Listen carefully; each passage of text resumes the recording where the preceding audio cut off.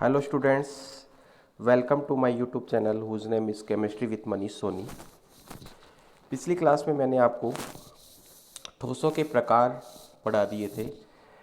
मैंने कहा था कि ठोस दो प्रकार के होते हैं, क्रिस्टलीय एवं अक्रिस्टलीय। आज की इस क्लास में हम क्रिस्टलीय ठोसों के प्रकार पढ़ेंगे। क्या मतलब है इस बात का?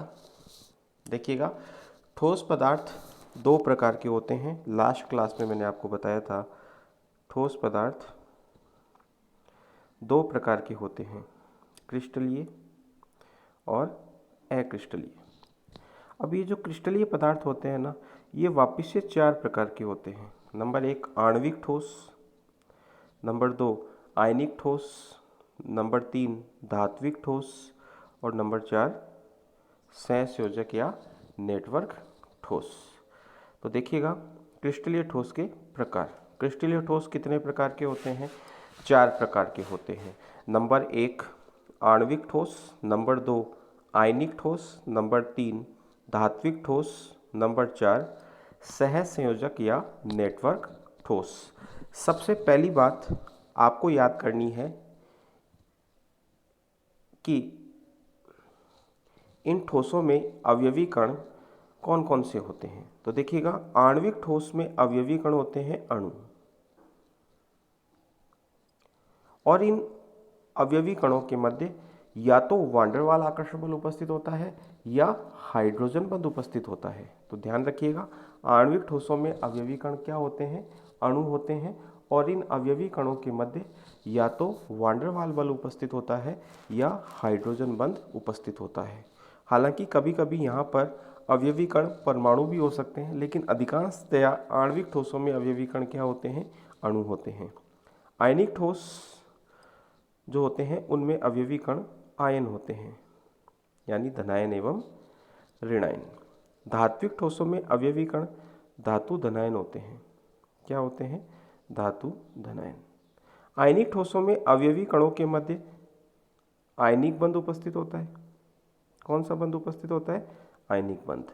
और धात्विक ठोसों में अवयवी कणों के मध्य धात्विक बंध उपस्थित होता है। कौन सा बंध उपस्थित होता है? धात्विक बंध। और लास्ट जो ठोस है वो है सहसंयोजक या नेटवर्क ठोस। और इस प्रकार के ठोसों में अवयवी कण जो होते हैं वो परमाणु होते हैं, और इन अवयवी कणों के मध्य सहसंयोजक बंध पाए जाते हैं। तो क्रिस्टलीय ठोस कितने प्रकार के हो गए? चार प्रकार के हो गए। नंबर एक आणविक ठोस, नंबर दो आयनिक ठोस, नंबर तीन धात्विक ठोस, नंबर चार सहसंयोजक या नेटवर्क ठोस। आणविक ठोसों में अवयवी कण अणु, और आकर्षण बल कौन सा? या तो वान डेर वाल आकर्षण बल या हाइड्रोजन बंध। आयनिक ठोसों में अवयवी कण आयन, आकर्षण बल कौन सा? आयनिक बंध। धात्विक ठोसों में अवयवी कण धातु धनायन, और आकर्षण बल कौन सा? धात्विक बंध। और सहसंयोजक ठोसों में अवयवी कण क्या? परमाणु, और आकर्षण बल कौन सा? सहसंयोजक बंध। चलेगा, आगे बात करते हैं। अब हमें पढ़ना है, जो आणविक ठोस होते हैं वो वापिस से तीन प्रकार के होते हैं। तो एक बार पढ़िएगा इसे। आणविक ठोस वे ठोस जिनमें अवयवी कण सामान्यतया अणु होते हैं, क्या कहलाते हैं? आणविक ठोस कहलाते हैं। आणविक ठोस वापिस से तीन प्रकार के होते हैं, आकर्षण बल के आधार पर, अवयवी कणों के आधार पर नहीं, आकर्षण बल के आधार पर। देखिएगा, नंबर एक अध्रुवीय आणविक ठोस। देखिएगा, इनमें अवयवी कण अणु या परमाणु होते हैं। अध्रुवीय आणविक ठोसों में अवयवी कण क्या होते हैं? या तो अणु होते हैं या क्या होते हैं? परमाणु। देखिएगा, अधिकांशतया तो अणु ही होंगे, लेकिन यदि किसी अक्रिय गैस को ठोस अवस्था में परिवर्तित कर लिया जाए तो ऐसी स्थिति में जो अवयवी कण होंगे वो क्या होंगे? परमाणु। वरना अधिकांशतया क्या होते हैं? अणु होते हैं। अगली बात, इनमें अवयवी कणों के मध्य लंदन बल या परिक्षेपण बल पाए जाते हैं। देखिएगा, क्लास 11 में आपको वान डेर वाल आकर्षण बल पढ़ाए जाते हैं, और आपको पढ़ाया जाता है कि वान डेर वाल आकर्षण बल तीन प्रकार के होते हैं। नंबर एक द्विध्रुव आकर्षण बल। द्विध्रुव आकर्षण बल जो होता है वो दो ध्रुवीय अणुओं के मध्य आकर्षण बल होता है। दूसरा होता है द्विध्रुव प्रेरित द्विध्रुव आकर्षण बल। द्विध्रुव प्रेरित द्विध्रुव आकर्षण बल। और इस प्रकार का जो वान डेर वाल आकर्षण बल होता है वो एक ध्रुवीय और दूसरे अध्रुवीय अणु के मध्य कार्य करता है। और तीसरा जो आकर्षण बल होता है वो होता है लंदन बल या परिक्षेपण बल। लंदन या परिक्षेपण बल वो आकर्षण बल होता है जो दो अध्रुवीय अणुओं के मध्य क्या करता है, कार्य करता है।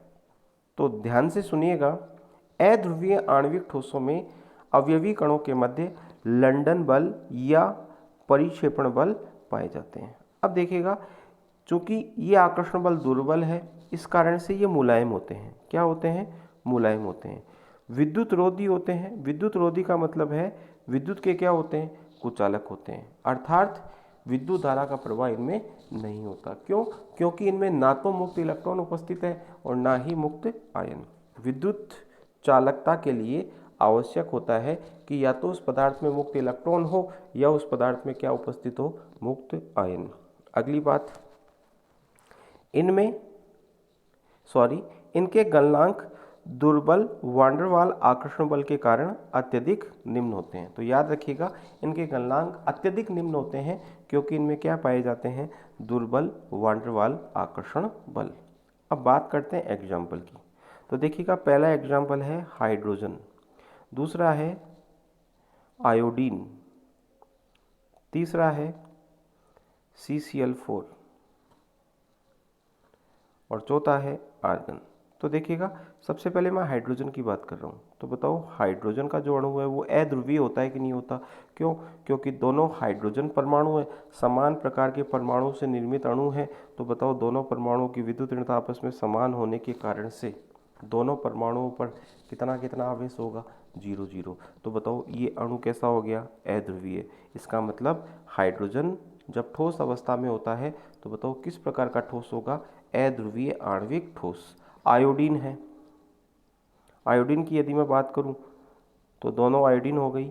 आयोडीन के अणु में दोनों आयोडीन है, दोनों आयोडीन पर आवेश कितना होता है, 0 0 होता है, इसलिए ये भी कैसा अणु है, एक अध्रुवीय अणु होता है। CCl4 की बात करें तो CCl4 की संरचना होती है चतुष्फलकीय है और सममित आकृति के कारण से इसका द्विध्रुव आघूर्ण कितना होता है, 0 होता है। म्यू कितना होता है, 0 होता है। इस कारण से ये भी कैसा अणु है, एक अध्रुवीय अणु है।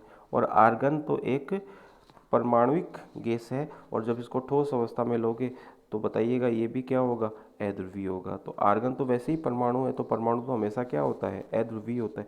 तो बताइएगा, हाइड्रोजन गैस को यदि आप ठोस अवस्था में ले लो तो बताओ ये किस प्रकार का ठोस होगा, अध्रुवीय आणविक ठोस। आयोडीन है, CCl4 है, आर्गन है, ये सब क्या है, अध्रुवीय आणविक ठोसों के उदाहरण। ध्यान रखिएगा, आर्गन वैसे गैस होती है लेकिन यहाँ पर हम उसे कौन सी अवस्था में ले रहे हैं, ठोस अवस्था में ले रहे हैं। चलिएगा, दूसरे प्रकार के ठोस हैं ध्रुवीय आणविक ठोस। आणविक ठोसों का दूसरा प्रकार ध्रुवीय आणविक ठोस। इनमें अवयवी कण क्या होते हैं, अणु होते हैं। इनमें अवयवी कणों के मध्य द्विध्रुव आकर्षण बल पाया जाता है। द्विध्रुव आकर्षण बल के लिए आवश्यक है कि दो अणु ध्रुवीय होने चाहिए। ध्रुवीय अणु का मतलब होता है ऐसा अणु जिसमें प्लस का ध्रुव भी हो और माइनस का ध्रुव भी हो। ठीक है, तो देखिएगा, ये एक ध्रुवीय अणु है और ये भी एक क्या है, ध्रुवीय अणु। तो दोनों के मध्य जो आकर्षण बल कार्य करेगा वो कैसा होगा, द्विध्रुव आकर्षण बल होगा। जैसे ध्रुवीय आणविक ठोस जो है उसका उदाहरण है HCl। क्या है, HCl। तो HCl को लेके समझ सकते हैं अपन। HCl में H पे क्या होता है, प्लस होता है, Cl पे क्या होता है बच्चों, माइनस होता है। दूसरा HCl ले लिया, H पे क्या होगा, प्लस, Cl पे क्या होगा, माइनस। तो बताओ यहाँ पर जो आकर्षण बल लग रहा है वो किस प्रकार का आकर्षण बल है, द्विध्रुव आकर्षण बल। तो याद रखिएगा, ध्रुवीय आणविक ठोस जो होते हैं उनमें अवयवी कणों के मध्य किस प्रकार का आकर्षण बल होता है, द्विध्रुव आकर्षण बल। एग्जाम में भी यहाँ से क्वेश्चन कभी कभी पूछ लिया जाता है। चलिएगा, ये मुलायम होते हैं, ये विद्युत रोधी होते हैं। इनके गलनांक क्या होते हैं, निम्न होते हैं। गलनांक इनके क्या होते हैं, निम्न होते हैं। उदाहरण क्या है, HCl ठोस और SO2 ठोस। तो हमने पढ़ लिया आणविक ठोसों का दूसरा प्रकार जो था ध्रुवीय आणविक ठोस। अब हम बात करेंगे हाइड्रोजन बंधित आणविक ठोसों की। हाइड्रोजन बंधित आणविक ठोस, इनमें अवयवी कण क्या होते हैं? अणु होते हैं। देखिएगा आणविक ठोसों में अवयवी कण अधिकांशतः अणु ही होते हैं, लेकिन वो जो आर्गन वाला केस आया था वहां पर अवयवी कण क्या होगा? परमाणु होगा। चलिएगा, इनमें अवयवी कणों के मध्य हाइड्रोजन बंध पाया जाता है। अवयवी कणों के मध्य क्या पाया जाता है? हाइड्रोजन बंध। जैसे आपने 11वीं क्लास में पढ़ा था कि जो बर्फ में जल के अणु होते हैं वो परस्पर हाइड्रोजन बंध द्वारा क्या होते हैं? जुड़े हुए होते हैं। तो इनमें अवयवी कणों के मध्य क्या पाया जाता है? हाइड्रोजन बंध पाया जाता है। ये क्या होते हैं? कठोर होते हैं। ये विद्युत रोधी होते हैं। कैसे होते हैं? विद्युत रोधी का मतलब होता है विद्युत के कुचालक, क्योंकि इनमें ना तो मुक्त इलेक्ट्रॉन होते हैं और ना ही मुक्त आयन। इनके गलनांक क्या होते हैं? निम्न होते हैं हाइड्रोजन बंध के कारण। एग्जाम्पल है H2O बर्फ और NH3 ठोस। ठीक है, तो ये हमने बात कर ली हाइड्रोजन बंधित आणविक ठोसों की। दूसरे प्रकार के क्रिस्टलीय ठोस है आयनिक ठोस। आयनिक ठोस, तो जैसा कि नाम से स्पष्ट है कि इनमें अवयवी कण क्या होते हैं? आयन होते हैं, धनायन एवं ऋणायन। अवयवी कण क्या होते हैं? आयन। जैसे NaCl है, तो बताओ NaCl में अवयवी कण क्या है? Na+ और Cl-। ये धनायन हो गया और ये क्या हो गया? ऋणायन हो गया। इनमें स्थिर वैद्युत आकर्षण बल यानी आयनिक बल या आयनिक बंध भी बोल सकते हो आप। इनमें स्थिर वैद्युत आकर्षण बल या आयनिक बंध पाया जाता है। ये क्या होते हैं? कठोर होते हैं। क्या होते हैं? कठोर होते हैं। अगली बात, ये भंगुर होते हैं। भंगुर का मतलब होता है कोई भी ऐसा पदार्थ यदि आप उस पर बल लगाओ और बल लगाने पर वो टूट करके बिखर जाए, तो ऐसा पदार्थ क्या होता है? भंगुर होता है। जैसे नमक है, नमक का आपके पास में मान लो कोई टुकड़ा है, ठीक है, और उस टुकड़े पे आप यदि बल लगाते हो तो वो नमक का जो टुकड़ा होगा वो टूट के क्या हो जाएगा? बिखर जाएगा। इसका कारण क्या है? देखिएगा, भंगुर होने का कारण क्या है? ये भंगुर होते हैं क्योंकि बल लगाने पर क्या होता है? इनमें उपस्थित परतें खिसक जाती है। देखिएगा, कोई भी जो आयनिक ठोस होता है उसमें आयनों की परतें पाई जाती है। क्या पाई जाती है? परतें। ठीक है, जब आप बल लगाते हो तो वो परतें खिसकती है और परतों के खिसकने के कारण क्या होता है? समान आवेशित आयन आमने सामने आ जाते हैं, और समान आवेशित आयन जब आमने सामने आएंगे तो बताओ उनमें क्या होगा? प्रतिकर्षण होगा, और प्रतिकर्षण के कारण से वो जो आयनिक ठोस होगा वो टूट करके बिखर जाएगा। तो एक बार इसको पढ़ लीजिएगा। ये भंगुर होते हैं अर्थात बल लगाने पर टूटकर बिखर जाते हैं, क्योंकि बल लगाने पर इनमें उपस्थित परतें खिसक जाती है, जिस कारण समान आवेशित आयन आमने सामने आ जाते हैं। फलस्वरूप समान आयनों के मध्य प्रतिकर्षण बल लगने के कारण से ये क्या हो जाते हैं? टूटकर बिखर जाते हैं।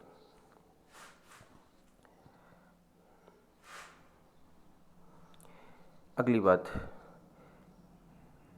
ये ठोस अवस्था में कुचालक परंतु गलित अवस्था में मुक्त आयनों के कारण विद्युत के क्या होते हैं? सुचालक होते हैं या चालक होते हैं। देखिएगा, जो आयनिक ठोस होते हैं वो ठोस अवस्था में विद्युत के कुचालक होते हैं, क्योंकि उनमें मुक्त आयन क्या होते हैं? अनुपस्थित होते हैं। जब वो कौन सी अवस्था में होते हैं?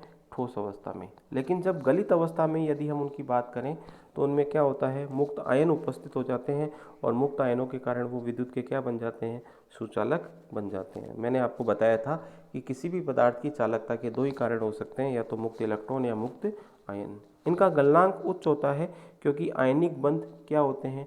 मजबूत बंध होते हैं। एग्जाम्पल जैसे NaCl, KCl, MgCl2, CaF2 भी इसका एक एग्जाम्पल हो सकता है। इस प्रकार के एग्जाम्पल्स हैं, तो आप इन एग्जाम्पल्स को अच्छे से याद करेंगे। Sodium chloride, potassium chloride, magnesium chloride, calcium fluoride आदि। अब हम बात कर रहे हैं धात्विक ठोसों की। देखिएगा, धात्विक ठोस क्या होता है? इनमें अवयवी कण धातु धनायन होते हैं। धात्विक ठोसों में अवयवी कण क्या होते हैं? धातु धनायन होते हैं, जो कि विस्थानीकृत इलेक्ट्रॉन के समुद्र में उपस्थित होते हैं। जैसे इलेक्ट्रॉन का समुद्र है, और इस समुद्र के अंदर धातु धनायन क्या होगा, उपस्थित होंगे, धातु धनायन उपस्थित होंगे। ठीक है। इनके अवयवी कणों के मध्य धात्विक बंध पाया जाता है। अवयवी कणों के मध्य क्या पाया जाता है, धात्विक बंध। ये कठोर परंतु आघात वर्धनीय एवं क्या होते हैं, तन्य होते हैं। कठोर तो होते हैं लेकिन आघात वर्धनीय होते हैं और क्या होते हैं, तन्य होते हैं। मतलब पीट करके चादर बनाई जा सकती है और खींच करके तार बनाए जा सकते हैं। ये ठोस एवं गलित दोनों अवस्थाओं में विद्युत के सुचालक होते हैं, क्योंकि इनमें मुक्त इलेक्ट्रॉन पाए जाते हैं। इनमें क्या पाए जाते हैं, मुक्त इलेक्ट्रॉन पाए जाते हैं। इस कारण से ठोस और गलित दोनों अवस्थाओं में विद्युत के क्या होते हैं, सुचालक। ठीक है। इनका गलनांक क्या होता है, साधारण उच्च होता है। ठीक है। इनका गलनांक क्या होता है, साधारण उच्च होता है, क्योंकि धात्विक बंध भी क्या है, मजबूत बंध है। हालांकि आयनिक बंधों से क्या है, दुर्बल बंध है, लेकिन ये फिर भी मजबूत होते हैं। इस कारण से इनके गलनांक जो होते हैं वो साधारण उच्च होते हैं। एग्जाम्पल्स हैं जैसे आयरन धातु, कॉपर धातु, निकल धातु, जिंक धातु आदि। ठीक है। तो ये इसके क्या हो गए, एग्जाम्पल्स।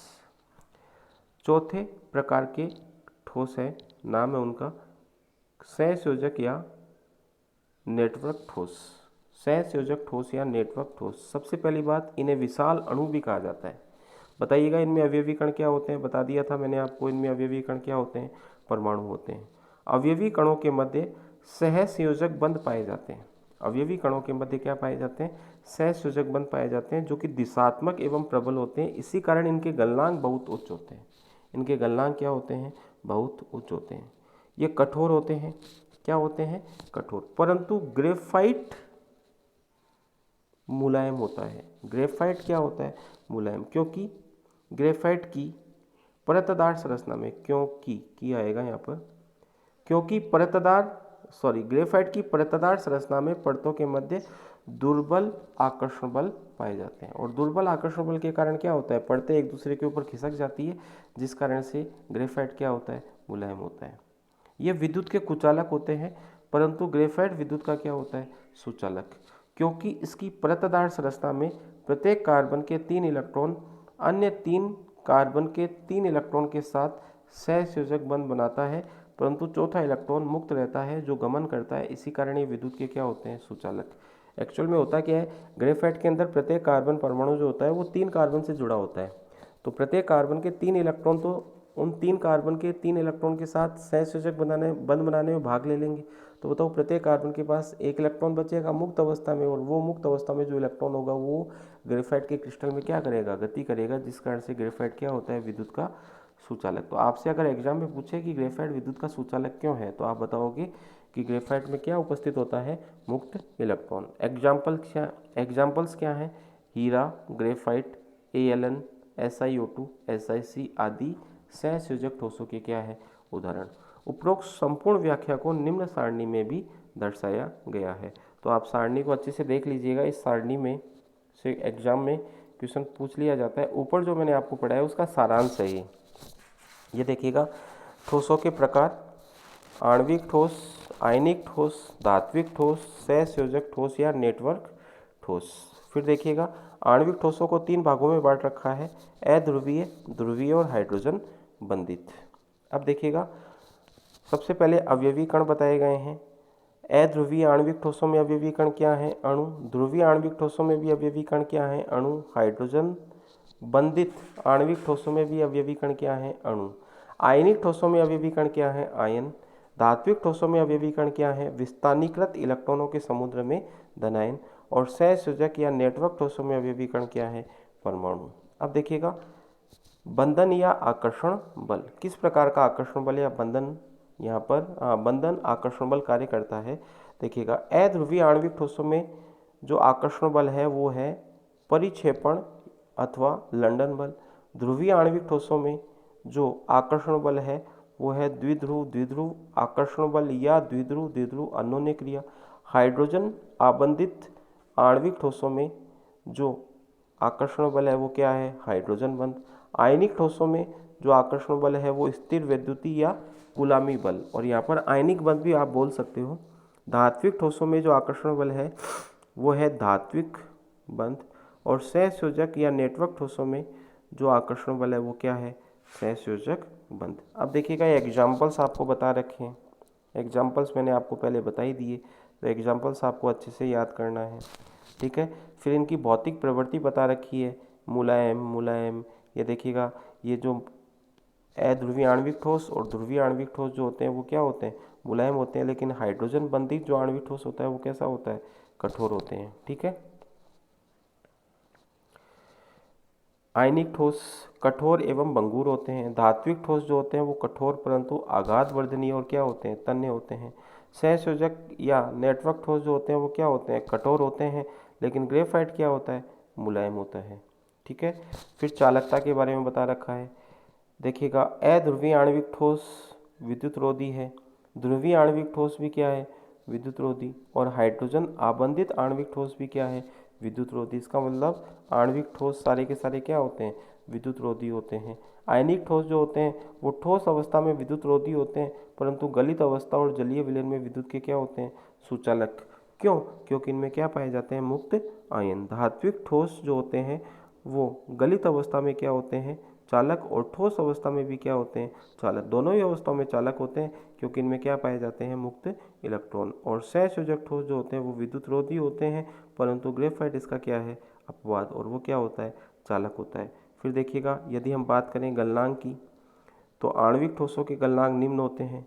आयनिक ठोसों का गलनांक उच्च होता है, धात्विक ठोसों का गलनांक साधारण उच्च होता है, और सहसंयोजक ठोस या नेटवर्क ठोस का गलनांक सबसे ज़्यादा होता है, क्योंकि इनमें सहसंयोजक बंध पाए जाते हैं जिनकी प्रकृति कैसी होती है, दिशात्मक होती है। इस कारण से मजबूत बंध भी होते हैं और ये दिशात्मक होते हैं, इस कारण से सहसंयोजक ठोसों के गलनांक क्या होते हैं, अति उच्च होते हैं। तो ये था क्रिस्टलीय ठोसों का वर्गीकरण। यदि आपको वीडियो अच्छा लगा हो तो आप लाइक कीजिएगा, शेयर कीजिएगा, और यदि आपने अभी तक इसको सब्सक्राइब नहीं किया है तो मेरे चैनल को सब्सक्राइब भी कीजिएगा। धन्यवाद।